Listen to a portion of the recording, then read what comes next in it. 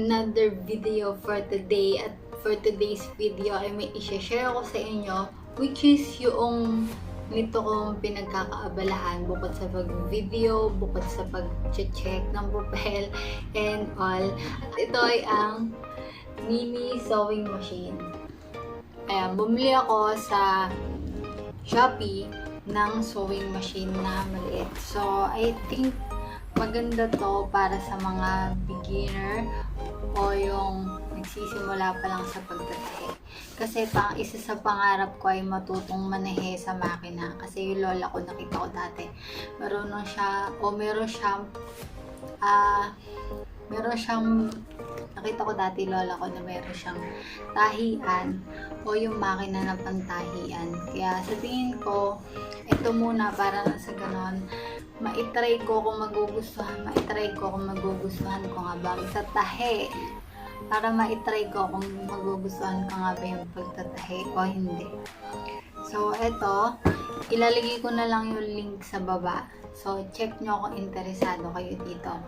And bago ko siya ipakita sa inyo na gusto ko lang sabihin na hindi na to yung first impression ko kasi binuksan ko na siya kasi dinis-infect ko hanggang sa loob. Kaya nakita ko na yung loob nito. Ayan. So, nakalagay lang dyan ay sewing machine. So, nasira na siya. And yan yung itsura niya.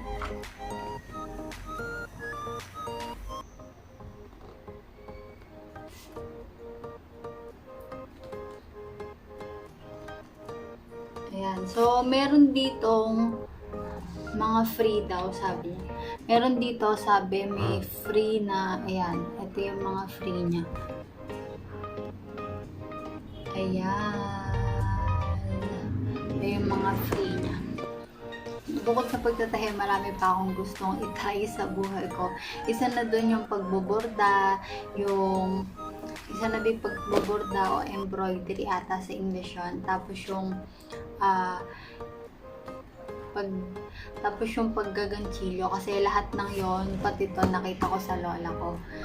So, don't judge me kabibili ng mga ganito. Pero syempre, habang bata pa, maghabulan sa ulan. Habang bata pa, maghabulan sa damuhan. Habang bata pa, gusto ko muna itry lahat ng to. Syempre, pagka nag-asawa ka na, pagka nag-settle down ka na, baka hindi mo na magawa to o limited na yung time mo, lalo na magkaroon ka ng baby and all. So, eto, habang may pambili, habang meron na iipon para sa pangarap ko, eto, bumibili ako, nag-uunti-unti ako ng mga to. So, ayun, without further daldal, buksan na natin. Sabi dito, meron daw siyang 2-speed control. Ayan, nakalagay. Baka sabihin niyo sinungaling ako. Ayan. Sabi pa, sew all sorts of fabric. Sew all sorts of fabric. Pero sa tingin ko, hindi niya kaya yung mga matitigas, lalo na yung sa pantalon. Compact yet power pack. Dual speed. Double stitch. So, yun lang ate kaya niya. Double stitch lang. And, pag in-open, ito yung bubungad. Ayan. Dito sa loob, kitang-kita mo na una ay itong pinaka-manual niya. And isa sa maganda sa manual niya ay nakasulat sa English. Kasi nakasulat sa English. Ayan o, mas madaling tandaan. And, minsan hindi naman na natin ito binabasa. Basta minsan hindi naman na natin ito binabasa. Usually, ang tinitingnan lang natin yung picture lang naman talaga. Totoo yun. Mag-guilty kayo. Totoo yun. And sa loob,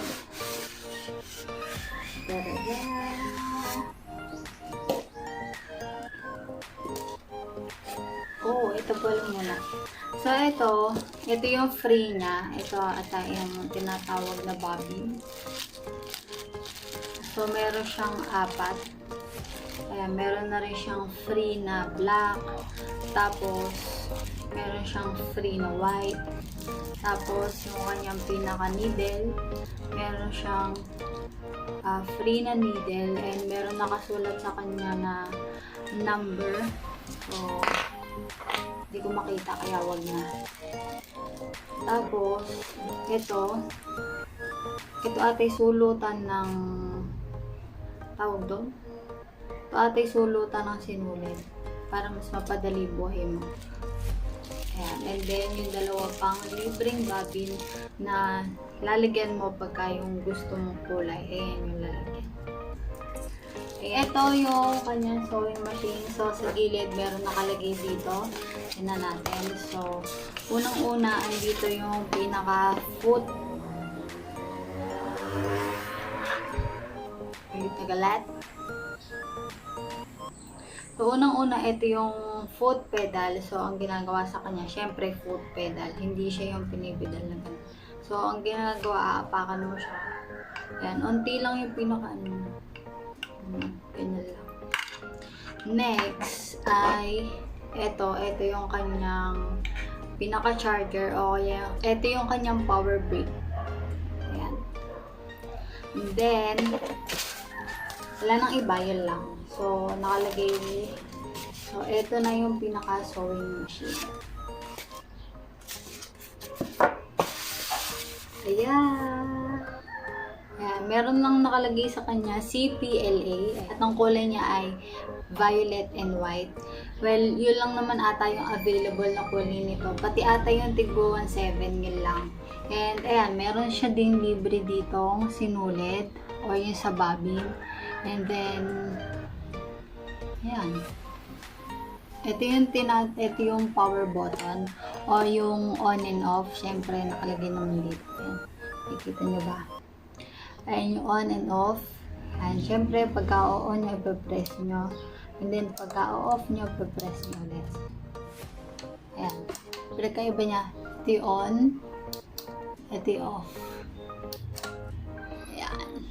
And then, ito yung sinasabi niya na meron, ito yung sinasabi niya na 2-speed control. So, meron nakalagay dito na low at, meron dito nakalagay na L at ito ay H. Hindi ko sure kung nakikita niyo ba, pero try ko ayan. Ito yung L, tapos ito yung H. Ano ba? Ayaw nyo makapag-vlog. Ayan, ito pagka syempre nakapress siya naman din, ay yung low and then high. And then, ayun, kung nagtataka kayo kung paano nga ba ito gamitin, i-search nyo na lang sa YouTube kasi doon ko lang sinearch kung paano siya gamitin. Itong pinakabilog na to, ito yung babaan o taasan ng kanyang needle. So, tinan nyo mabuti. So, andito yung pinaka-needle, yung kung makikita nyo ba, hindi ko rin alam. Ayan. Itong gumagalaw na yon, ayun yung pinaka-needle niya. So, ayan. Dito naman tayo, meron pa ditong function to na pagka pinrest mo, matagal, and then ikot mo, ayan, lalabas to. Ito yung pinaka winding ng kanyang bobbin o yung paglalagay ng bagong kulay na sinulid. So, pwede mo itaas to, ayan. Yan, papasok na ulit pag ganun. So, press, and then, ikot, press ulit, balik. Next, dito naman sa kanyang gilid, ayan. So, dito sa taas, ito yung saksakan ng foot pedal, and ito sa baba is yung kanyang power brake. Ayan. Ito yung foot pedal, and then, yung kanyang, ayan. Sa baba yung kanyang power brake.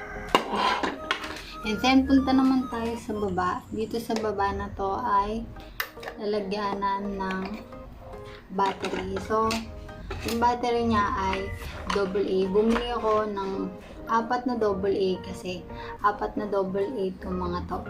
And, tingnan natin kung siya ay gagana.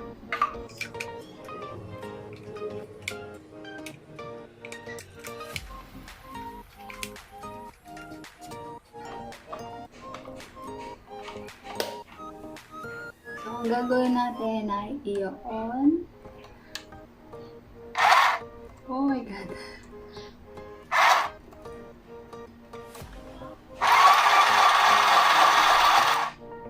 Ayan. So, ayun, pagka in-on siya. Bukod doon, so, legit siya. Gumagana siya sa battery. Since, hindi naman ganong gagamitin. At,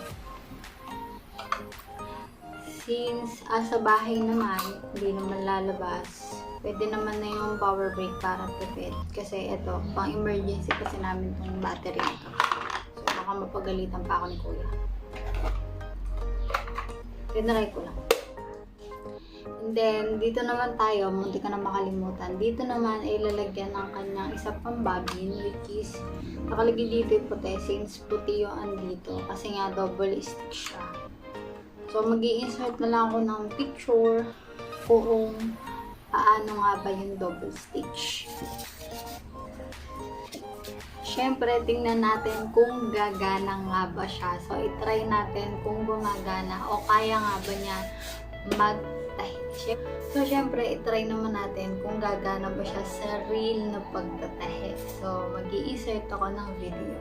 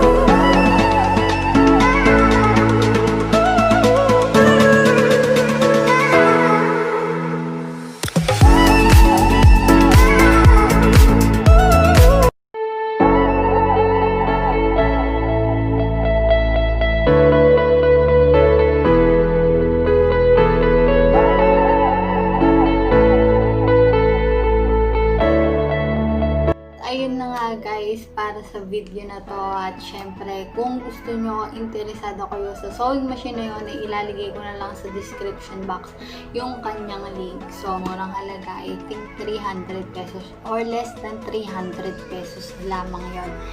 And ayun, tulungan nyo ako na mag-grow yung channel ko by liking this video and subscribing to my channel. Huwag nyo rin kakalimutan nyo, click ang notification bell para lagi kayong updated sa aking every upload. Bye! Rocking around the Christmas tree at the Christmas party hop.